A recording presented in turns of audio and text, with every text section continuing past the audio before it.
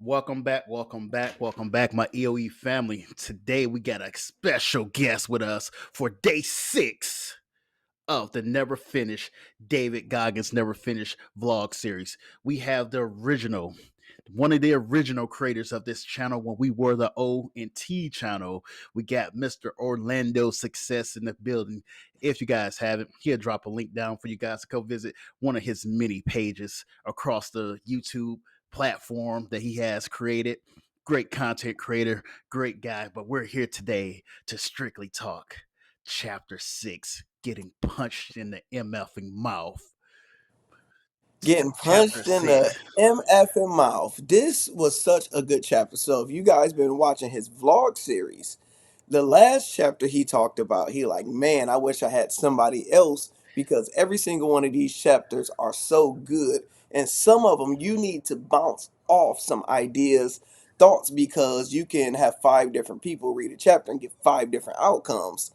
With this one, I'm going to first start off and say, you guys are in for some great gems and bars because you're talking to 2 people that have lived it, that have experience, and about to give y'all our honest experience of similar situations. We haven't did no 240-mile run, but 2 things. Terrell helped me do my first half marathon. Was it 13 point? What was it? 13.1. 13.1. So he helped me do my first marathon. I'm going to talk about that. And he helped me do my first 50-mile bike ride. And we're going to talk about that in Well, this. hold on, buddy. Hold on. Let's not skip across some stuff. We Hmm. went from your 13.1 to getting your wife across for her 13.1. Then your 50-mile bike ride. let's not leave her up out of here. That was a big accomplishment. There was a lot of hills in Pittsburgh, buddy. We did a lot. So what was your first initial reaction? Your first thought with chapter 6 as it was going on, because I know you was thinking stuff before it got finished. So as you was listening, what was your thought process? All right, like I told you the other day on the phone, I guess because I've been a Gogginet for so long and I've been following his story like day by day in real lifetime, to hear the story and I was like, oh shit. I remember when he did this. I remember when this happened. I remember where I was at when this whole thing took place. So now to step back and like hear his story was like, man, all right, this got deep. So for where we're at right now, just to catch everybody back up, like he jumped into it with 240 miles. Where we left off at was with Goggins leaving Leadville. That's where we left off at on day 5. So for here, Goggins has recommitted to a new adventure, a new race, because for y'all who knows, his best friend is Cameron Hayes. Cameron Hayes, you guys don't know who it is. Cameron Hayes is the manly of men who's a full outdoor hunter, ultra runner. Every day he runs a marathon. So him and Goggins connected like this. Like they're thicker than thieves because you got this man of a man over here and this other alpha male, and like they push each other. So in this chapter, he introduced Cameron like, hey, I was, bragging about what I just accomplished. And Cameron was like, hey, bro, I just did this race. And he like, what? I need some of that. And he was like, all right. And so, Goggins being Goggins, he had to go test the waters and say, hey, I'm the king. I guess I'm going to say is safe for me to say he says he's the king of ultra marathons of 100 milers. That's his comfort zone. But this race, this 240 Moab, most of y'all understand what it is. Moab in the middle of Utah tests his body to a new level. Now Now, let me cut in. So with this Moad, you have to think like what I get with that chapter going up to that part. Goggins, y'all have to realize he was doing those ultra marathons when it wasn't cool. So he was dominating that industry for so long. Now it's kind of saturated and it's like I already did it. I really have nothing else to prove. So when he heard about this 240-mile one, it sparked his interest. But the feeling I get, he went into the race 50%. He wasn't mentally prepared for the race. Going into it, just his energy, he's like, okay, I'm about to just do the same thing I've been doing, locking in, and he got punched in the motherfucking mouth. Big time. yeah, he got punched in the mouth. But it's not. So when people hear the chapter title, getting punched in the mouth, it is not like what you think it is. Not like a physical fight. This punch in the mouth is more of a mental thing. This is that mental thing. So if you guys know, Goggins is a huge Rocky fan. We could take it back to that Rocky scene when he was talking to his son, when he was like, "Hey, it ain't all bad as it has to be. Life ain't all sunshines and rainbows." That scene right there is where this actually can get inserted, when he was talking to his son outside the bar before he made his comeback. So this is where Goggins is at. This where David is literally transferring back into Goggins, making a comeback into, this is what I do. This is what this is what people know me for, and I'm going all out for it. Now, in this chapter, bro, this chapter got serious because it was like, hey, he had to battle himself, but then it's like he dug a foxhole with some people, his support crew, and it was like he It goes back in time. Like if you read Can't Hurt Me, it was a time when he was like, "Hey man, I was following the wires." And he was like, "If you're gonna follow the wires, be sure they're the damn right power lines." And that happened again, and it brought up some old demons. Have you ever had that experience when you was doing something and it brought back old demons? Man, I because we don't want to give y'all everything with this chapter, but we're going to give you a lot. And I'm going to first tell you guys what happened was Goggins is such in his own lane. He don't have too many other people to fully look up to or too many other people to give him game. When I wanted to do my first marathon, T Ford was like, "Look, I got your back because we're going to map out the route. This how we're going to do it." He completely prepared me, gave me the right mindset. He already did one before, and once we ran it, it made it so much easier for me because I had somebody that already did it and told me what to expect. Lando, your body's going to break down here. Lando, this is going to happen. So, and the number one thing he said was, our goal is not to win this race, it's just to finish the race. And I believe Goggins needed that so bad because even when I go to, and y'all see it on this channel, it's titled like 50 mile, my first 50-mile bike ride. I wouldn't have been able to do that with T4 because I'm like, okay, it's a bike ride. I'm going to get a bunch of water. You're just not going to plan properly. And Goggins didn't have that person to give him that full game on exactly what he needed to do, what could go wrong with your body. Can't, and his body went to hell. And with other people that he put his faith in, like Goggins was sloppy. He ran the race as David. He didn't run the race as Goggins. All right, so because you went there, now take everyone back to Can't Hurt Me because, as Lando just mentioned, his body went to hell. Now, if y'all remember from Can't Hurt Me, if y'all remember from the first couple vlogs of this one, I started telling you his heart and his body. Y'all remember like all this time that he went through selection and he went through all these other schools and he went through all these hell weeks. He started telling you about his thyroids problem, his heart problem, his sickle cell problem, et cetera, et cetera. So we already know, aka David Goggins is a sick kid, was a sick kid and was a sick man and probably still is because he has other issues that's deep internal issues of with his health. So this This race was the first tested that. time Goggins felt human to me. This is the first time he felt human because whenever I run or you run or whatever it is, we think mentally. Sometimes we know mentally we can do it, but physically, damn, your leg will start hurting, or this will start hurting, or X, Y, and Z is start. And Goggins ain't never fully gave us that too much. In this, he's like, "Yo, my thyroid is fucking me up. This is fucking me up," and even verbally expressed it to his team, like, "Yo, I'm probably about to die on it." And that's the first time he felt human to me. It's like, oh wow, he actually his body is not just perfect, and he's pushing through. Yeah, he pushed through. So he got punched in the mouth by himself. But it got a point when it's a point through every marathon, like I told you, you got to just go dark. And the world is against you. And it's just, you're not going to want to talk to anybody. You're not going to want anything. It's just you versus you. And it was him versus him. But a huge comma right there. He had to depend on his team. And everyone on his team throughout this event was clicking.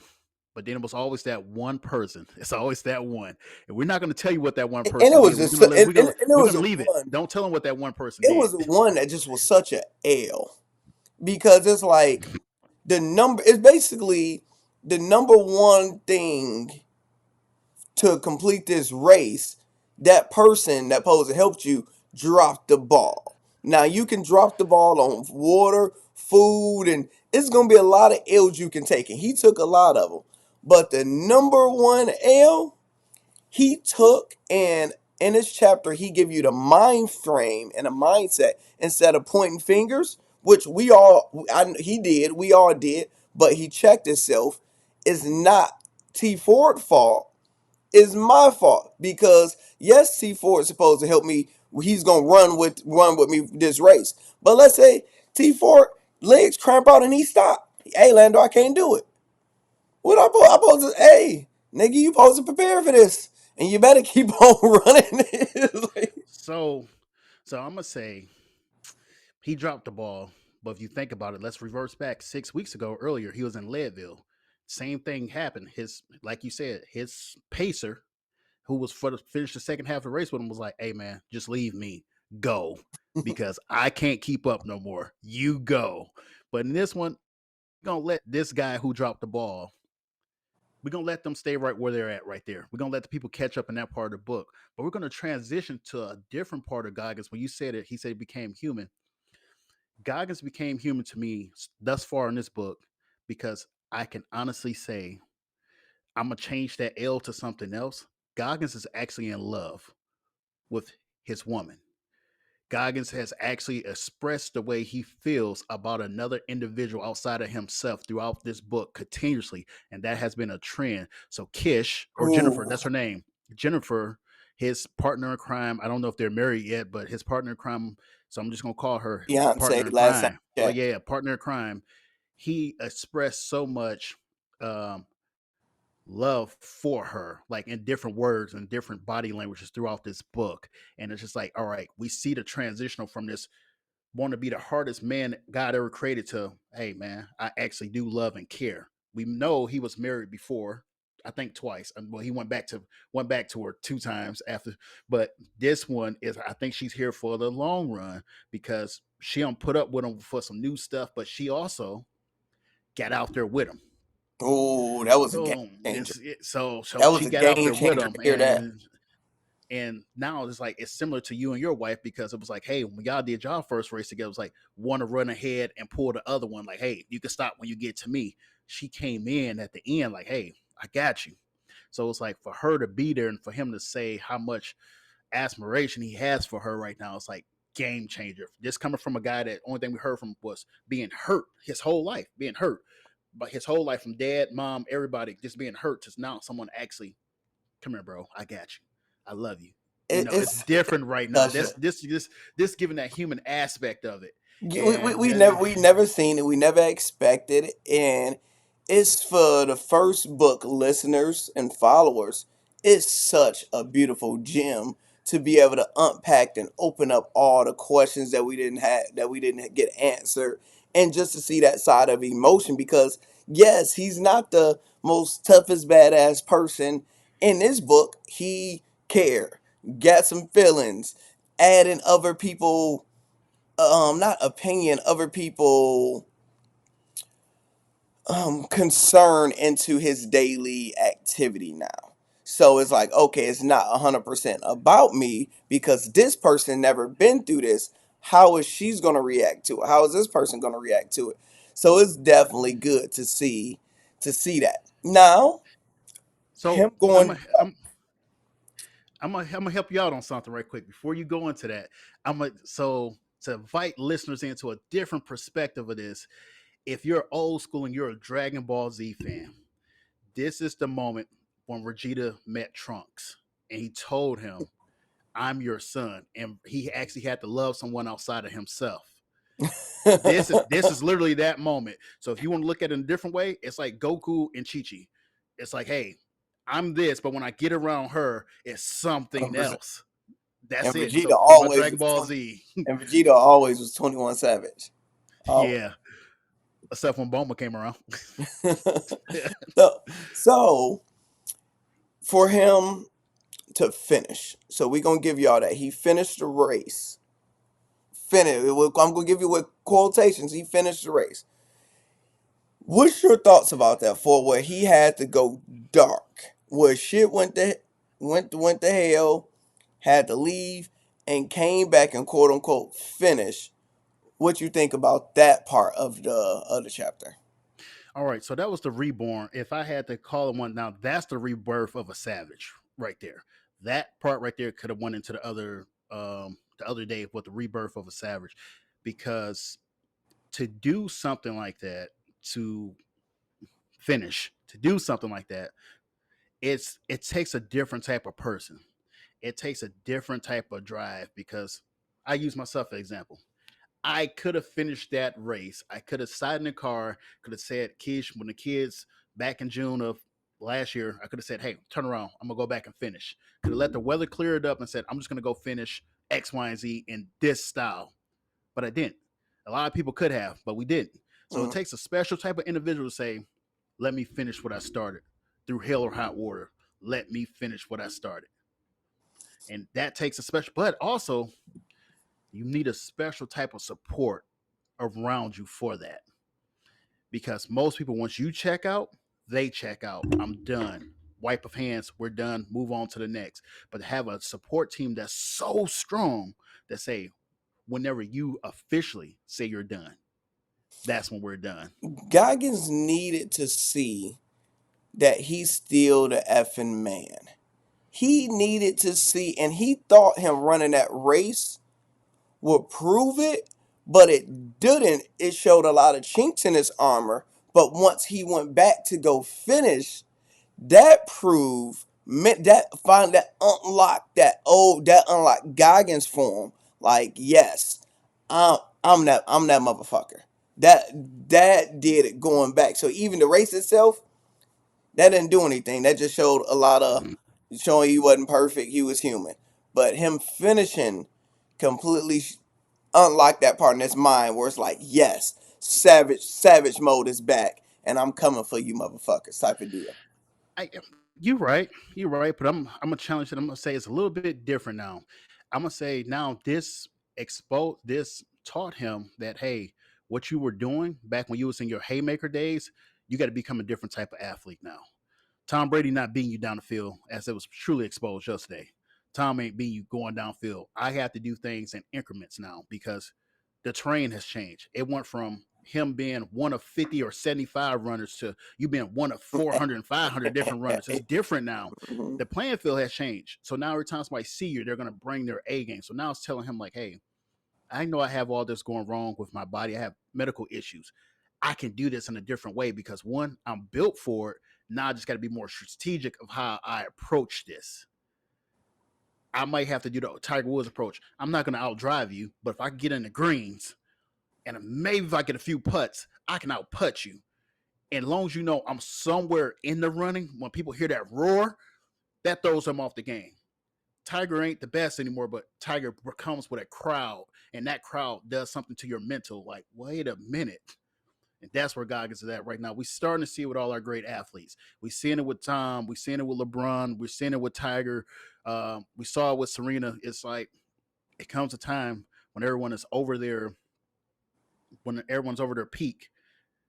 But that And don't them mean you young kind of dogs is coming hard. but that don't mean you have to decline. It just means you have already reached your peak. Now it may just be you're fully at elevation. Now you're up there, and you just got to maintain being up there because your downfall is going to be hard for you to reclimb up. We're starting to see it, with LeBron. You get injured, it's hard to come back. You just can't pop right back up. Yeah, and it's like if he go to do it again, unfortunately, it's not. You can't have the mind, or you shouldn't have the mind frame. I want to finish first. It should be I want to complete this and complete it my way. Because the problem is Goggins, 50-year-old Goggins, going against 23-year-old John Doe, who's a whole different savage. Goggins don't want to compete with that motherfucker. Like, yes, mentally you can, but physically you can't. So yes, it's gonna be. it's a different ball game with age. You have to adjust, and it's like yes, you can still be a savage. You just gotta adjust your savagery. Like we were saying the other day, I was like, man, when once you started cycling, I was like, it's so great to see an older crowd with 50, 60, 70, 80 year olds on this bike doing 25 miles in a day. Easy. I'm like, man, for somebody that's so competitive and don't want to physically put so much on their body, cycling is genius to me. I'm like, oh my gosh, I could still be competitive at an older age and still be able to do it. And think that's where Goggins going to have to transcend over to that area after a while. I don't think he's. It's going to be a while, but I think it's going to be like a decade from now. For the simple reason is David has it made. David has achieved financial freedom now, so David can turn into Goggins and go train for 12 or 15 hours a day. Where compared to a 23-year-old, if you're unendorsed, you're unsponsored, you got to work, you got school, you got other obligations. Physically, because your body is younger, yes. But if I'm able to put in bigger training blocks and understand You're the right. terrain, It kind I of can, it I leveled the can. it It's leveled going to the level playing the playing field a field a little bit. lot because I know the course like the back of my hand now because you got other stuff to worry about. I got a team that's saying, go do you, go Yeah, finish a first. young It's a person got a team different, of three people. yeah, it's a Mom, dad, and difference. friend.